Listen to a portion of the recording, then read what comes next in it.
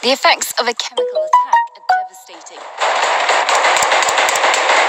Bravo Company of 40 Commando are training to survive and operate in a toxic environment. This is the final stage of exercise Toxic Dagger. The men are attacking a building with a potential chemical threat. What's happened is within this building we've set up a CBRN lab, and it's a chemical-based lab where the enemy are preparing a chemical projectile. 40 Commando are now ingressing into this area and trying to attack and nullify the enemy.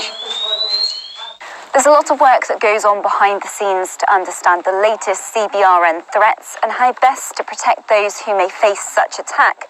One of the first precautions is to wear the chemical protection suit and a respirator like this.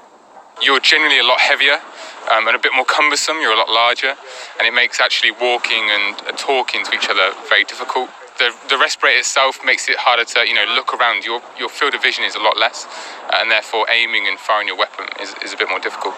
They're likely to be the first troops on the ground, but toxic exposure is a significant risk, so it's important these Royal Marines know what they're dealing with. That's why the Defence Science and Technology Laboratory is supporting them. Roughly, we have a few thousand scientists, subject matter experts, who can give these guys the technical advice they need to have the impact up front end. And that has been proven over this exercise, that the advice we give them actually makes the war fighting faster and more flexible approach to it. It's no idle threat. Suspected chemical weapon use in Syria has been widely reported over recent years, something its government strongly denies.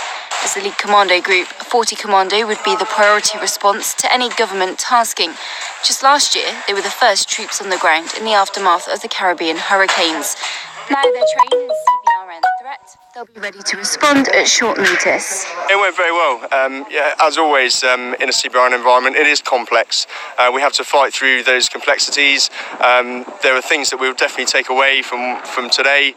We'll build on it. We need to make sure that we maintain this capability over the next 12 months and build on it into the future. But a really good starting point, really good foundation as we've built up over the last 3 weeks, and we'll build on it into the next 12 months as well. CBRN warfare isn't a short evolution. Decontamination takes time. It's not just about, engaging with the enemy and fighting them.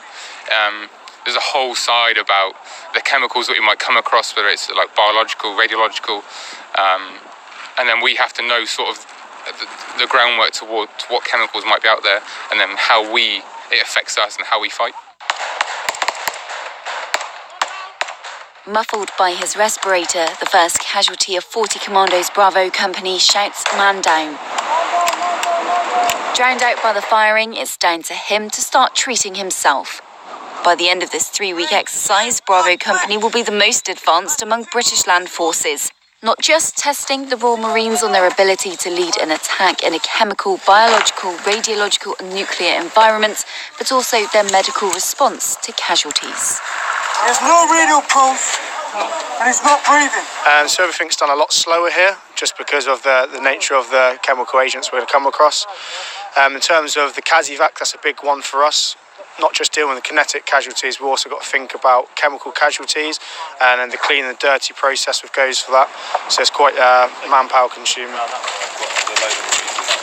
500 metres away is the casualty decontamination tent, manned by Commando Logistics Regiment medics and members of the Royal Marines Band.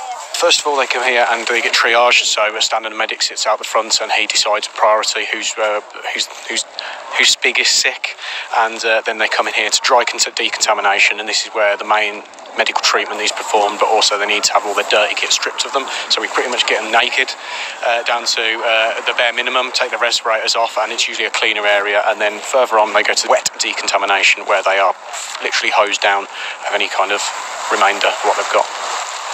A high volume of casualties put the team through their paces. 2 times unconscious in the front of the wagon.